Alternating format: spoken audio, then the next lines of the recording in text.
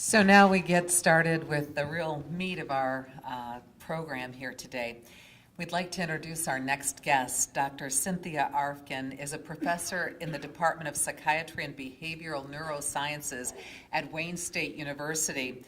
She received her PhD in chronic disease epidemiology from Yale University, and she completed a postdoctoral fellowship in alcohol research from the University of California.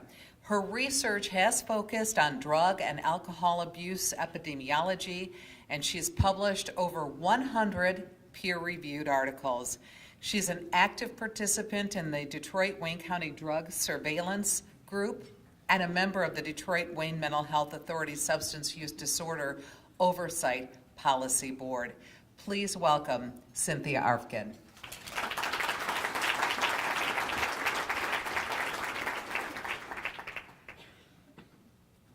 Well, good morning.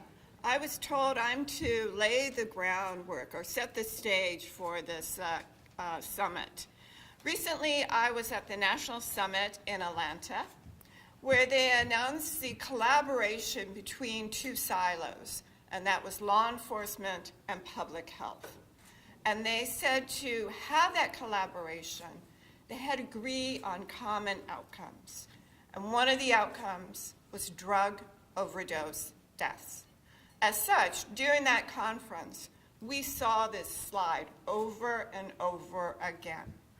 What it shows is an increase in the drug overdose rates from 2000 through 2015. Let me see. So here down at 2000, we were at 3 per 100,000 people. Up here in 2015, we're over 10 per 100,000. If you look at any drug overdose, not just opioids, it would be from 4 up to 13. So magnitude of 4. But as you can see, this line is due to many different factors. We had the commonly prescribed opioids leading it at the beginning. I can't find it. There we go. So at the beginning, we had OxyContin. Then we had the switch to methadone because methadone was cheaper for treating pain. That was until we discovered that methadone, because it has a long half-life, was killing a lot of people. So it was killing half of the people that were dying of drug overdose deaths. And so the FDA issued a public health advisory, and the company voluntarily took off the market their high-dose methadone pill. After that, you see that it's kind of flat after that. But what we had was in 2006, we had an epidemic, especially here in Wayne County, with fentanyl, but not so much in the rest of the country until 2014, where fentanyl exploded. And I'm sure you've seen the messages in the media about all the fentanyl deaths that are occurring. We also had heroin that exploded in 2011.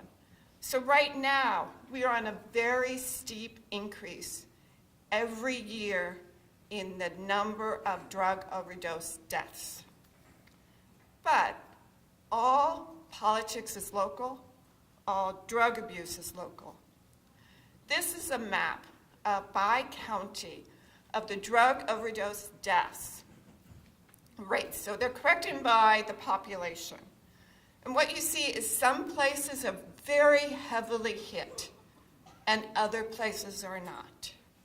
So people have looked at it and tried to say, what is the underlying difference? And it all depends on the location. So here is the drug overdose death history in Wayne County. You can see that we started out higher than the national rate. And in 2015, we ended up higher again than the national rate. But in between, the shape of our death experience, our history is different from the national. So we have to look at national policy, state policy, but also what's happening in Wayne County. One of the things I looked at was by race. In 2000, there was absolutely no difference by race. And then the paths started to diverge. So by 2003, 2004, you saw that the whites had a higher death rate than the blacks. Well, this could be just due to a few deaths, and you would think it would go back and forth. But it doesn't. The white death rate stays higher than the black death rate through 2015, such that in 2015, it's twice as high.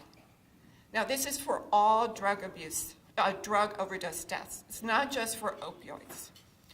You can also see that the fentanyl epidemic was very important in Wayne County. That fentanyl epidemic was stopped by the efforts of law enforcement.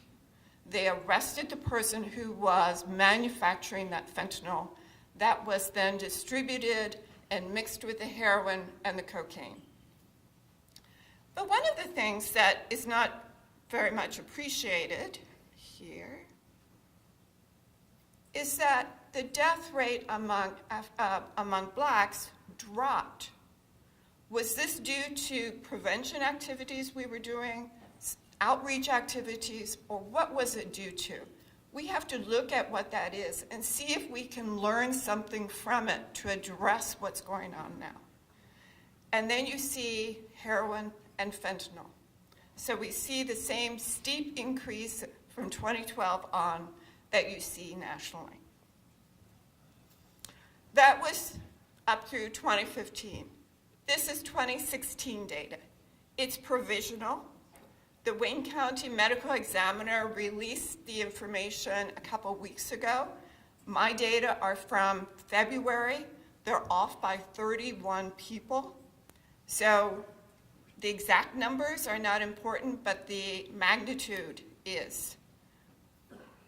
What the medical examiner released was a 56% increase in the number of drug overdose deaths in 2016 compared to 2015. And we already saw that 2015 was extremely high.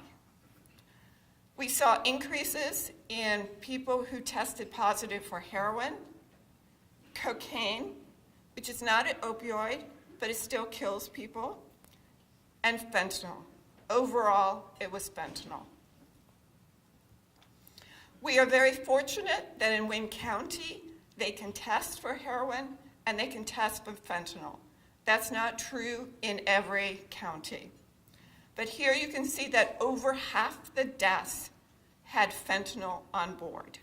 We also saw heroin, cocaine, and carfentanil. Carfentanil, as you know, is used to tranquilize elephants. It's not for human consumption. Well, I said the death rates were different for blacks and whites. One of the things to look at are the age.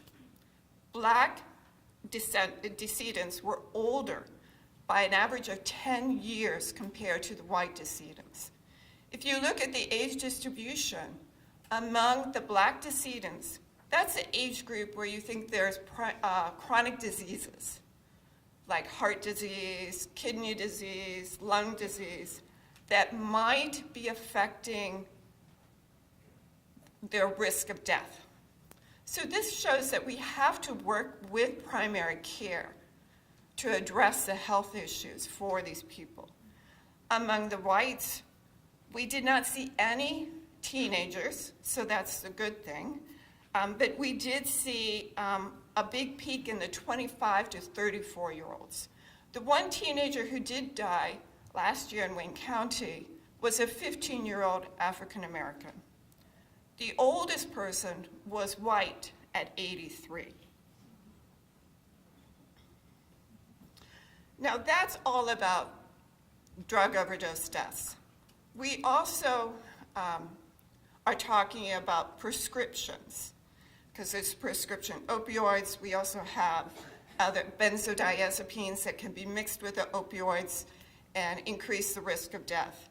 Last year was the first time since MAPS was established that we saw a decrease in the total number of pills, patches, and lozenges dispensed in Michigan.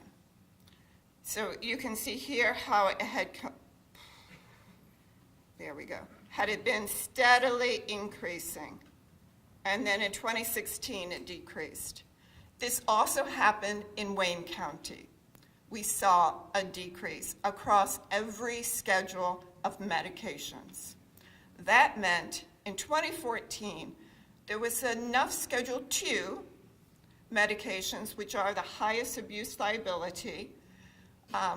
There were 76 pills, patches, lozenges for every person in Wayne County. In 2016, that had dropped to 70. So there's still a lot of drugs being dispensed. So I'd like to thank you all. And if you would like to come up and ask me questions afterwards, I would love to hear from you.